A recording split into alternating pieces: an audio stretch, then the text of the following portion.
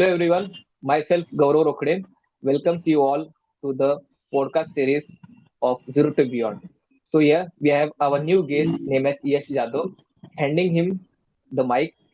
So यश तुमच्याबद्दल एक थोडक्यात इंट्रोडक्शन देऊ शकता का आपल्या प्रेक्षकांना की तुम्ही हो कुठून आहात आणि तुम्ही जीपॅट क्वालिफाईड केलेले तर मग कुठून केलेले किंवा नायपर क्वालिफाईड केले तर काय केलं तुमचे रँक वगैरे काय असेल. Good morning, sir. Myself Yash Ravindra Jadhav. I had graduated from Amrutwani College of Pharmacy, Sangamner. Talking about my recent qualifications, I had qualified GPAT two times. In third year, my GPAT rank was 2151, and in also final year, I had achieved All India rank 539. I had secured All India rank 122 in NIPER JE 2025 in MTech. And in also CUET PG, I had scored 158 marks. And from that, from the NIPER rank, I had secured admission in Department of Medical Devices in NIPER Hyderabad. Okay. So first of all congratulation sir, तुम्ही नायपर मध्ये entrance घेतलेली आहे त्याबद्दल आणि एक 2 वेळेस तुम्ही GPAT qualified केलेले प्लस सीयूटी सुद्धा तुम्ही क्वालिफाईड केलेले त्यासाठी खूप खूप हार्दिक अभिनंदन तुमचं. थँक्यू. सो क्वेश्चन असा आहे मला सर तुमचं स्टार्ट करायच्या आधी की तुम्ही 2 टाइम्स क्वालिफाईड केलंय, सो असं काही मोटिवेटेड केलं तुम्हाला ऑल थ्रूआउट द प्रोसेस तुमच्या ग्रॅज्युएशन लेवलला जेणेकरून तुम्ही क्वालिफाईड करू शकला किंवा मग असं काही केलं तुम्ही वेगळं असं. सर, खरं मोटिवेशन म्हणायला गेलं तर आपले पॅरेंट्सच असतात. आपण सगळं काही त्यांना बघूनच करतो. आणि अजून एक मोटिवेट करण्यासारखं होतं की आपल्या अमृतवाहिनी कॉलेजचं एन्व्हायरमेंट असं बिल्ड झालं होतं, जे की आपले वेलिस सर होते, स्टडी सर्कलचे कोऑर्डिनेट. त्यांनी खूप सेशन्स घेतले, परत गेस्ट लेक्चर्स घेतले, वेगवेगळे वेगवेगळे टॉपिक्सवर आपल्याला कसं जीपॅट किंवा नायपर मध्ये क्वालिफिकेशन करायचं त्यावर. आणि मेन म्हणजे जेव्हा मी फर्स्ट इयरला होतो तेव्हा तुम्ही आमचे सुपर सिनियर्स होते. तेव्हा थर्ड इयरला अनिकेत सोनी सर आणि आदेश मंडलिक सर हे क्वालिफाय झाले होते जीपॅट. तर मी त्यांचा बॅनर बघितला होता आउटसाइड आवर कॉलेज. तर मला काही जीपॅट बद्दल आणि नायपर बद्दल काही माहित नव्हतं त्यावेळेस. त्यावेळेस मुलांमध्ये खूप असं चर्चा चालू झाली की थर्ड इयर मध्ये जीपॅट क्वालिफाय करणं खूप फॅसिनेटिंग असतं. आणि मेन म्हणजे ते ते जे बॅनर लावलेलं होतं बाहेर ते बघून असं वाटायचं की यार आपलं पण तिथे एक फोटो असावा काही दिवसांनी. आणि स्टुडंट्स म्हणायचे की खूप 4 वर्षाचा अभ्यास असतो, थर्ड इयर मध्ये कसं कम्प्लीट करणार. तर मी म्हणायचं की नाही, एकदा ट्राय करून बघू, झालं तर खूपच छान. आणि त्यामुळं मी थर्ड इयरला म्हणजे मी सेकंड इयरला जेव्हा सेकंड इयर संपलं आमचं त्यावेळेस मी प्रिपरेशन स्टार्ट केलं होतं. Okay, nice. म्हणजे तुम्ही जे ड्रीम बघितलं सिनियर्सच्या माध्यमातून तो ते तुम्ही पूर्ण येस. केलं. बरोबर, येस खूप सर. छान सर. सो म्हणजे असं काही तुम्हाला अनुभवलं की थर्ड इयरला तुम्हाला डिफिकल्ट गेलं का क्रॅक करायला, कारण की आपला सिलेबस पूर्ण कम्प्लीट होत नसतो, खूप कमी ड्युरेशन असतो तो. हो सर. बरोबर. थर्ड इयर मध्ये मी लिमिटेड सब्जेक्ट केले होते, जसं की फार्माकोलॉजी केलं होतं पूर्ण, सुटिक्स पार्ट केला हा. होता आणि ऑर्गॅनिक केमिस्ट्रीचं मी पूर्ण नव्हतं केलं.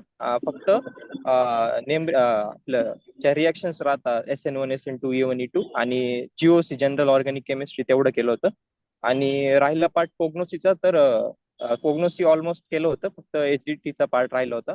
आणि ज्युरिस्प्रुडन्स आपले झालेलं असतं. आणि मेन म्हणजे अनालिसिस राहिलं होतं आणि ऑर्गॅनिक केमिस्ट्रीचा मोस्ट ऑफ द पार्ट राहिला होता.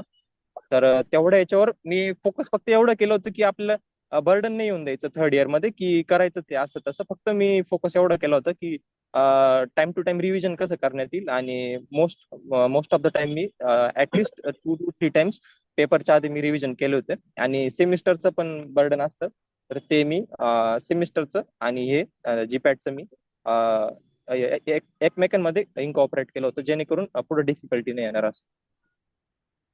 ओके. तो कोणतं पण यश गाठण्यासाठी कन्सिस्टन्सी किती मॅटर करते. यश जरी आपल्याकडे टॅलेंट किंवा स्किल जरी असलं तरी पण एक कन्सिस्टन्सी खूप मॅटर करते, बरोबर. Yes sir.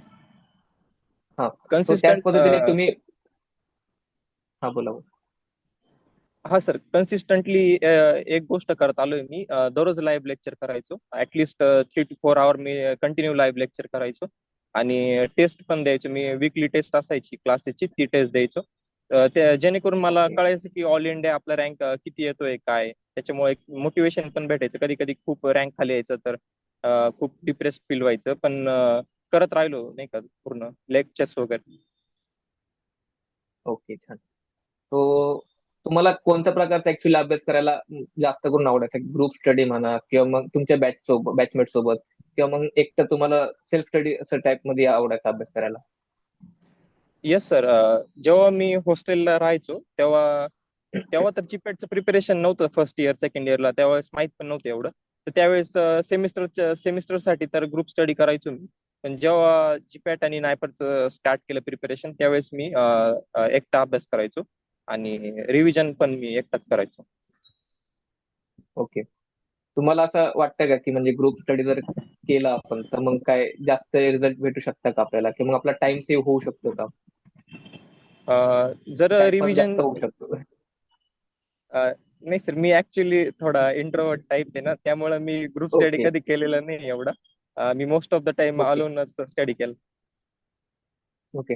माझा अनुभव सांगतो तुम्हाला, की आम्ही जेव्हा होतो प्रिपरेशनच्या टायमाला, तो त्यावेळेस आम्ही काय करायचो, एखाद टॉपिक असे घ्यायचो आणि ग्रुपमध्ये डिवाइड करून घ्यायचो आम्ही.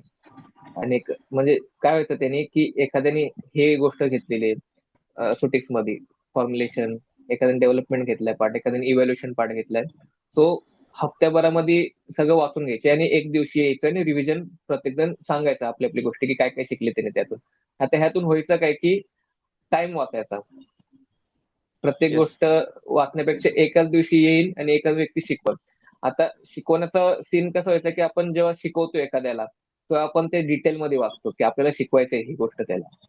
बरोबर. तो म्हणतात ना, आपण जेव्हा शिकवतो एखाद्या व्यक्तीला, तो आपलं पण नॉलेज खूप जास्त वाढतं त्या माध्यमातून. तो हे पद्धत मी वापरत ऍक्च्युली, किंवा माझे पेरेंट्स वापरायचे. तो डिपेंड्स ऑन प्रत्येकाची वेगवेगळी स्टाईल ऑफ लर्निंग कशी असते आणि कशा पद्धतीने द्यायचे. पण माझा अनुभव असा आहे, की अशाने टाइम जास्त वाचू शकतो, किंवा मग इतरांचं थॉट प्रोसेस कशी आहे. काही पण क्वेश्चन असतात, काय काय नायपरच्या आय गेस मी ट्रिकी आहेत क्वेश्चन भरपूर सारे. तो त्या सॉल्व्ह करायला थोडं थॉट प्रोसेस वेगळी लागते. डिटेल क्वेश्चन खूप जास्त असतात त्यामध्ये. तो जर ग्रुप स्टडी जर असले तर मे बी स्वतःला पण हेल्प होती, किंवा मग दुसऱ्याला पण हेल्प होती. बरोबर. येस. हा. तो आता तुम्हाला तुमच्या कॉलेजमध्ये असं की तुम्ही बोलले की सपोर्ट भेटलेला आहे, की प्रोफेसर वेली सरांचा, किंवा मग येस. बॅचमेटचं जे काही असेल, किंवा मग तुमचे सिनियर्स असेल त्यांच्या. ठीक आहे. सो असं आता तुम्ही पण झालेला क्वालिफाईड नायपर वगैरे. सो मी पण तुम्हाला हायलाइट करतोय इथे, जेणेकरून जे काही ज्युनियर्स असतील त्यांना पण तुम्ही सपोर्ट करताना पुढे, की कसं त्यांनी पण अभ्यास केला पाहिजे, किंवा मग त्यांनी पण कसं नायपर्स किंवा जीपॅटची जी तुमची जी होती ड्रीम, 2 टाइम्स क्वालिफाईड केला पाहिजे, थर्ड इयरला सुद्धा, फोर्थ इयरला सुद्धा. तर तुम्ही पण त्या पद्धतीने त्यांना हेल्प करू शकता. ठीक आहे. सो जसं आता तुम्ही बोललात की तुम्ही नायपर मध्ये सिलेक्शन झालेलं आहे तुमचं, बरोबर. तो नायपर मध्ये सिलेक्शन व्हायच्या आधी असं तुम्ही काही विचार केला का, की कोणतं डिपार्टमेंट निवडायचं आपल्याला, किंवा मग नायपरचं कोणतं ह्याच्यात जायचं आपल्या लोकेशनला, असं काही आहे का? सर, ऍक्च्युली डिपार्टमेंट डिसाईड नव्हतं केलं की कोणतं निवडायचं आहे. फक्त एवढं डिसाईड हा. केलं होतं की एक अशा पोझिशनला रँक आणायचं आहे की जेणेकरून आपल्याला मल्टिपल चॉईस राहतील की कोणतं डिपार्टमेंट घ्यायचं. तर तेव्हा जेव्हा रिझल्ट लागला नायपरचा तेव्हा एमटेक मध्ये रँक चांगली आली, त्यामुळे मला ऍटलिस्ट 4 ब्रांचेस होत्या माझ्याकडे ज्यातून मला निवडायचं होतं. तर मी कॉन्टॅक्ट हम्म. केला, आपले सिनियर होते अविनाश खोतकर सर हैदराबादमध्ये, ते पण ओके. मेडिकल डिव्हाइसेस करताय. आणि वेली सरांनी पण हम्म. गायडन्स केला, आणि आदेश मंडलिक सर होते, प्रतीक लांडगे सर होते आपले. तर सगळे ओके. सिनियर्सनी गाईड केलं की एमटेक मध्ये कोणता ब्रांच प्रेफर करावी. तर एमर्जिंग ब्रांच म्हणून मेडिकल डिव्हाइसेस मला चांगली वाटली, आणि त्यात थोडं इंजिनिअरिंग कंपोनंट्स पण येतात आणि थोडं कम्प्युटर बेस्ड स्किल्स पण असतात. आणि आपलं जे काही फार्मसी रिलेटेड बॅकग्राऊंड आहे ते पूर्ण एक समअप करून सगळं ती ब्रांच बनलेली आहे. आणि talking about the selection placement वगैरे, तर ते ओव्हरऑल मला चांगलं वाटलं. आणि बाकीचे पण रिव्ह्यूज बघितले, त्यामुळं नायपर हैदराबाद मेडिकल डिव्हाइस प्रेफर केलं. ओके. छान.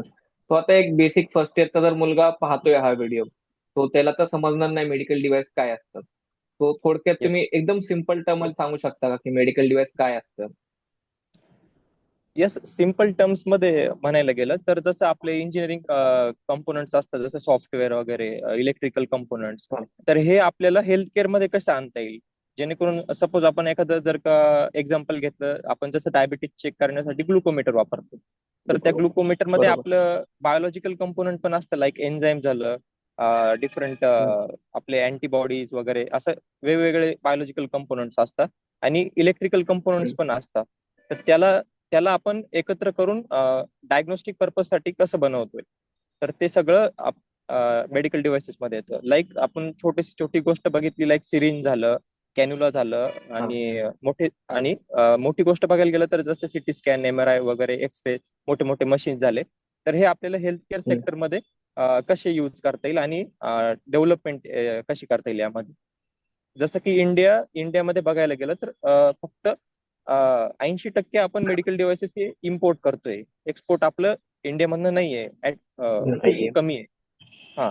तर इंडियामध्ये खूप बरोबर. स्केअरसिटी आहे आणि मेडिकल डिव्हाइसेसची स्टुडंट खूपच कमी आहे. फक्त नायपरमध्ये हा मेडिकल डिव्हाइसेसचा कोर्स चालतोय. तर इंडियामध्ये जे स्टुडंट निघतायत त्यांची खूप कमी आहे मेडिकल डिव्हाइसेससाठी. तर पूर्ण जर का इंडियामध्ये बघायला गेलं तर 1000 स्टुडंट पण ओव्हरऑल नाही निघत आहे मेडिकल डिव्हाइसेसचे ग्रॅज्युएशन झालेले. तर काही बायोमेडिकल स्टुडंट असतात ते पण फक्त IITs मधनं निघतात. तर ही जी कमतरता पूर्ण करायची, तर ही मेडिकल डिव्हाइसेस मधनं खूप लवकर पूर्ण होऊ शकते, जी भारताला आपल्याला आत्मनिर्भर बनवू शकते मेडिकल डिव्हाइसेस बद्दल. ओके. खूप छान सर सांगितलं तुम्ही. अं, असं विचारत होतं मला की म्हणजे अवेअरनेस खूप कमी आहे आपल्या इंडियामध्ये मेडिकल डिव्हाइस या डिपार्टमेंटला घेऊन सध्या तरी. तो तुमच्या माध्यमातून आपण जास्तीत जास्त लोकांपर्यंत हे एक डिपार्टमेंट पोहोचू शकतो की फार्माच्या नंतरून आपण मेडिकल डिव्हाइस मध्ये सुद्धा एंटर करू शकतो, जे की टेक्निकल बॅकग्राऊंड आहे. तो मला असा क्वेश्चन विचारतो तुम्हाला की टेक्निकल बॅकग्राऊंड आहे, हा इंजिनिअरिंगचा थोडा पार्ट आहे, तो आपली सस्टेनेबिलिटी आहे का या फील्डमध्ये, किंवा मग आपलं वर्क ऍक्च्युअली काय राहणार जेव्हा आपण एमटेक करताना तुम्ही, तुमचा काय रोल राहणार आहे. समजा फॉर एक्झाम्पल MRI किंवा सिटी स्कॅन मशीन तुम्ही म्हणला किंवा ग्लुकोमीटर बनले ते बोलले तुम्ही, तर त्याच्यामध्ये तुमचा काय रोल राहणार ऍक्च्युअली. सर ऍक्च्युली जर बघायला गेलं तर जे इंजिनिअरिंग स्टुडंट असतं सर, तर त्यांना बायोलॉजिकल किंवा फार्मा बॅकग्राऊंड नसतं त्यांचं. तर आणि जे फार्मा स्टुडंट आहे त्यांचं फार्मा आणि बायोलॉजिकल बॅकग्राऊंड ऑलरेडी असतं. तर इथं एमटेक मध्ये आल्यानंतर आपल्याला ते बॅकग्राऊंड असल्यामुळे आपल्याला फक्त जे कंपोनंटचं, इन्स्ट्रुमेंटचं हँडलिंगचं जे स्किल आहे तेवढंच शिकायचं असतं. तर ते शिकल्यानंतर आपल्याला R&D मध्ये जाऊ शकतो आपण, रेग्युलेटरी मध्ये जाऊ शकतो, QA/QC मध्ये जाऊ शकतो आणि कन्सल्टन्सी पण असते. तो एक प्रकारे तुमचा एक व्हॅलिडेशनचा रोल राहू शकतो का, की समजा ग्लुकोमीटर रेडी झालेलं आहे, तर त्याला या व्हॅलिडेट करणं की प्रॉपर फंक्शनिंग तो करतोय की नाही, किंवा मग प्रॉपर त्याचं वर्क होतंय की नाही ह्यानुसार. बरोबर. Yes sir, yes. Yes sir, हा, व्हॅलिडेशन मध्ये पण आपण ऑडिट वगैरे ते कंडक्ट करतो, त्यामध्ये पण करू शकतो. त्यामध्ये पण आपलं रोल प्ले करू शकतो. हो, बरोबर. हो. हा. तो खूप छान ऍक्च्युली फील्ड आहे ही, ज्यामध्ये टेक्निकल ज्याला नॉलेज म्हणजे आवडतं भरपूर लोकांना. 12th किंवा मग असं असतं की भरपूर लोकांना इंजिनिअरिंगला पण जायचं असतं, म्हणजे इंजिनिअरिंगचा पण आवड राहते पण फार्मामध्ये नंबर लागलेला असतो असं. ज्यांना थोडंसं मशिनरीज मध्ये आवड असते, तो ते ही फील्ड ऍक्च्युली निवडू शकतात, ज्यामध्ये तुम्हाला येस. मशिनरीज किंवा टेक्नॉलॉजी भेटल, प्लस तुमच्याकडे फार्माचा म्हणजे ह्युमनचा पण नॉलेज आहे. कंबाईन तुमच्याकडे नॉलेज असल्यामुळे तुम्ही एक खूप छान ह्या फील्डमध्ये वर्कआउट करू शकता प्रॉपर पद्धतीने. बरोबर. Yes sir. हा. तो आता ह्याच्यामध्ये पण आणखी काही स्पेशलायझेशन असतं का पुढे, की PhD वगैरे हे असं काही मेडिकल डिव्हाइसेस मध्ये. येस सर, PhD पण असते. जसं आपले कॉलेजचे अल्युमिनाय अविनाश कोतकर सर आहे, त्यांनी MTech in medical okay. Devices इथनच केलं, हैदराबाद मधनं, नायपर. आणि PhD पण ओके. ते रिसेंटली इथनच करताय. ओके. छान. नाईस.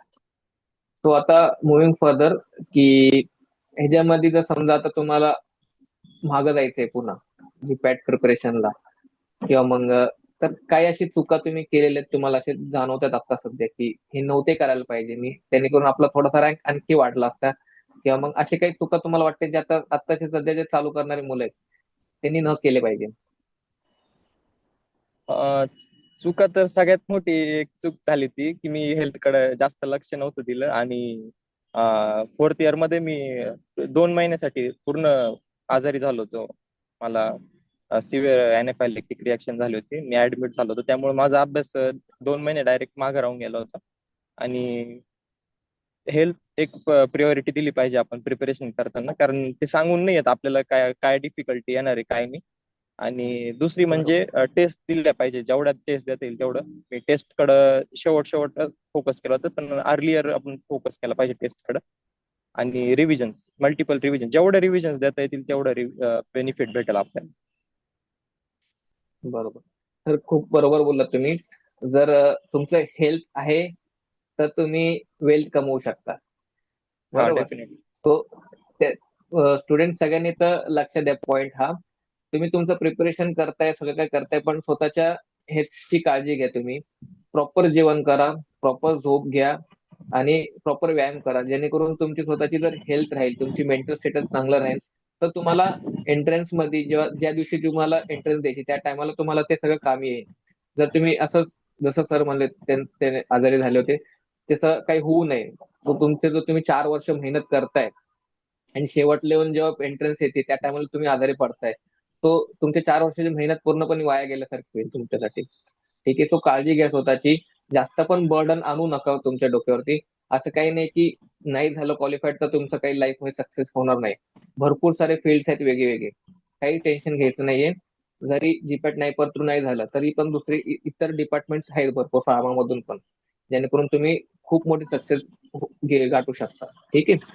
सो यश, तुम्हाला एक विचारत होता आणखी, की अशी कोणती स्किल्स आहेत जी मुलांनी अडॉप्ट केली पाहिजे स्टार्टिंग पासूनच, ज्याच्यामुळे तुम्हाला बाहेर पडल्यावरती इंडस्ट्रीमध्ये आल्यावरती काम येतील. सर, आपलं फार्मा बॅकग्राऊंडचं जर स्किल म्हणायला गेलं ना, तर अनालिटिकल हा. स्किल जसं आपले वेगवेगळे इक्विपमेंट झाले, परत UV, NMR, IR, HPLC या इन्स्ट्रुमेंट वर जर चांगलं हँड असेल तर डेफिनेटली हम्म. जॉब तर भेटेलच. आणि मेन म्हणजे फॉर्म्युलेशन डेव्हलपमेंट सुटिकच्या लॅबमध्ये जसं डिझो DT वगैरे जे कंपोनंट्स असतात त्याबद्दल. परत अजून म्हणायला गेलं तर जे काही आपण केमिस्ट्री लॅबमध्ये केमिकल हँडलिंग वगैरे झालं, तर ह्या जर स्किल आपण व्यवस्थित केलं तर डेफिनेटली एक हँड राहीलच. ओके. सो आता जसं की मी पाहिले भरपूर टायर 2 टायर 3 सिटीजचे जे मुलं असतात त्यांच्यामध्ये पोटेन्शियल खूप जास्त असतं, नॉलेज पण खूप जास्त असतं, पण एक कॉन्फिडन्सची कमी असते किंवा कम्युनिकेशनचा एक गॅप राहतो. तो त्यासाठी तुम्ही काय म्हणता त्यांना, की म्हणजे आता तुम्ही जसे की नायपरला आलात तर तुम्हाला एक जाणवलं असं की कॉम्पिटिशन कोणत्या लेवलचे, किंवा मग तिथे जे येस. आलेले मुलं असतात ते कसं लगेच लिडरशिप घेतात, की प्रत्येक काम असेल ते आम्ही करू सर, ठीक आहे. पण तेच आपल्या साईडची मुलं जे टायर 2 टायर 3 सिटीजचे असतात ते कुठेतरी मागं पडतात का असे, अशा ठिकाणी गेलं किंवा घाबरतात का, काय वाटतं? येस सर, मी स्वतः गावाकडनंच आलेलो आहे, त्यामुळं तुम्ही जे बोलले ते खरं आहे की आपल्या मुलांकडे नॉलेजची तर खूप काही कमतरता नसते. तर फक्त जे काही आपल्याला समोरच्याला प्रेझेंट करता आलं पाहिजे, जे काही इंग्लिश मधनं आपण म्हणतो, किंवा एक हम्म. प्रोफेशनली आपल्याला समोरच्याला ते मांडलं गेलं पाहिजे. तर इथं जे काही मी बघतोय, सगळे नायपरचे जे स्टुडंट आहे तर ते खूप फोकस करतात जे कम्युनिकेशन वरती. आणि डिफरंट हम्म. जसं इथं प्रेझेंटेशन पण खूप वेळेस होत असतात. त्यामुळं ती ओके. गोष्ट तर इथं आल्यानंतर ऑब्विसली पूर्ण होऊनच जाते या 2 इयर कोर्स मध्ये. ओके. पण हे जर समजा तुम्ही ग्रॅज्युएशन लेवलला जर थोडंफार प्रयत्न चालू केले कम्युनिकेशन बिल्ड करायला तुमची, किंवा मग थोडं इंट्रोवर्ट वरून थोडं एक्स्ट्रोवर्ट साईडला जर शिफ्ट करायचं चालू केलं, तर तुम्ही जेव्हा बाहेर पडता मोठ्या मोठ्या सिटीज मध्ये येतात तर तुम्हाला जास्त अडचण होणार नाही असं मला वाटतंय. बरोबर? Yes, yes, yes. Yes sir, आपण ज्या वेळेस ग्रॅज्युएशन करत असतो तो पिरियड खूप महत्वाचा असतो, कारण एकदा की ग्रॅज्युएशन झालं आपल्याला परत त्या टाइम मध्ये बॅक नाही करता येत. किंवा मास्टर्स करतो किंवा आपण जॉब करतो, तर त्यावेळेस आपल्याकडं चान्स खूप कमी असतो या सगळ्या गोष्टी शिकण्याचा, कारण बाकीच्या पण फार गोष्टी असतात ज्यावर आपल्याला फोकस करायचं असतं. ज्यावेळेस आपण B Pharmacy करतोय तर त्यावेळेसच जर का आपण या गोष्टीवर फोकस केला तर डेफिनेटली खूप नेक्स्ट लेवलला जाऊ शकतो आपण. कारण नॉलेज तर आपण सर्व एकसारखंच अक्वायर्ड करतो, त्यामध्ये काही डाऊट नाही. जसं की बरोबर. ग्रुप डिस्कशन झालं, तर आपण स्टुडंट मध्ये जरी डेली कम्युनिकेशन केलं तर इंग्लिशसाठी काही असं हे नाहीये की खूप हे रीड करावं लागेल किंवा वोकॅबलरी वगैरे करावं लागेल. तर फक्त आपण डेली कम्युनिकेशन जरी केलं किंवा इंग्लिशमध्ये मूवीज बघितल्या, इंग्लिशमध्ये कंटेंट कन्झ्युम केलं तर डेफिनेटली त्याचा इफेक्ट ब्रेनवर पडतो. जसं आपण मराठी शिकलेलो नाहीये, बुक्स मधून थोडी शिकलोय बोलायचं, हिंदी पण शिकलेलो नाही आपण.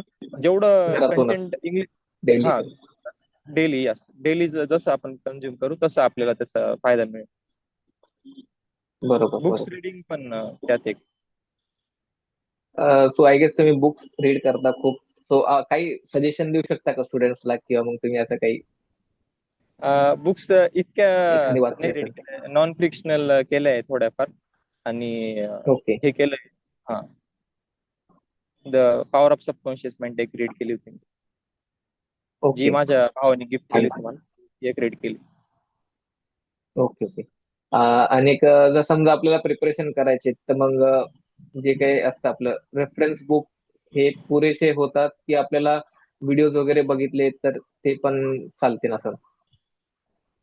नाही, जर सर आपण इनिशियल स्टेजला असणार, जसं फर्स्ट इयर आणि सेकंड इयर, हम्म, त्यावेळेस जर आपण हम्म, जे नॉन कोर सब्जेक्ट आहे, आपलं हे झालं फिजिकल फार्मसी वगैरे, असे सब्जेक्ट जर अनालिसिस वगैरे झाले, तर त्यासाठी आपण हम्म. अर्लियर रेफरन्स बुक वापरले तर खूप बेनिफिट होतो त्याचं.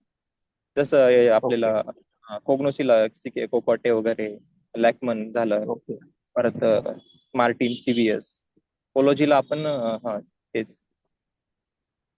ओके. मी म्हणजे बेसिकली पाहिले मुलांना की स्टार्टिंग फेज मध्ये त्यांना खूप जास्त डिफिकल्ट जातं, रेफरन्स बुक पाहूनच घाबरतात खूप जास्त. सो त्यांनी काय केलं पाहिजे म्हणजे?